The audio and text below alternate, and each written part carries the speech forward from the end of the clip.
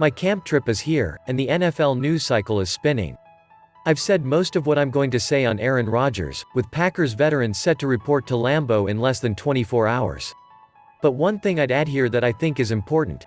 If Green Bay were to lop years off Rodgers' contract, as has been suggested, promise not to tag him, and give him the kind of freeway to free agency Tom Brady got in the summer of 2019, the team would be doing a lot more for Rodgers than the Patriots did for Brady back then.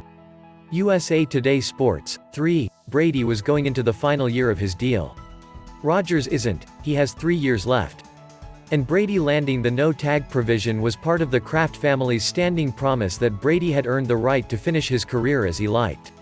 Conversely, the Packers, in doing this, would be erasing 2 years from a deal Rodgers signed that had a $57.5 million signing bonus, agreeing to take on over $17 million in dead money in 2022, and losing their ability to leverage, potentially, 3 or 4 first-round picks out of someone else in a trade for Rodgers.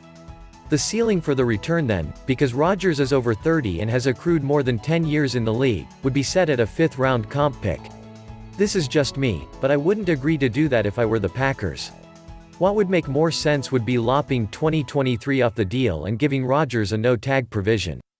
That puts the Packers in a spot where they'd have to deal him after this year if they want any sort of return, but still protect his trade value, and also the chance to give him a massive new contract if things improve. Throwing a no-trade clause in there would allow Rodgers to dictate his destination. It's mind-bending to think about this, but you can look it up, it's true. Mike Tomlin this year will match Bill Cowher for longevity in Pittsburgh. This season, the one in which Cowher will go into the Hall of Fame, will be Tomlin's 15th leading the Steelers. And sure enough, when I presented that fact to Tomlin on Saturday afternoon, and asked him if he'd thought about that, he answered in the sort of way that only he could. I don't. There are so many challenges day to day, he says. The here and now.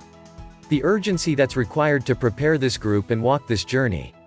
There's just not a lot of time to ponder my journey, and in particular my journey as it pertains to other people's. I get what people mean when they ask me that. It's just not something that you spend a lot of time thinking about. To be honest with you, I'm so busy living it, and enjoying those challenges, trying to be my best, trying to get better. Maybe at some point in life I can absorb it that way, but it's just not in my mentality now. I then countered by saying that he must have had a lot of respect for Cowher's ability to last that long after himself having replaced Chuck Noll. Tomlin gave me a smile and laughed. That's BC. He's a gold jacket guy, Tomlin says.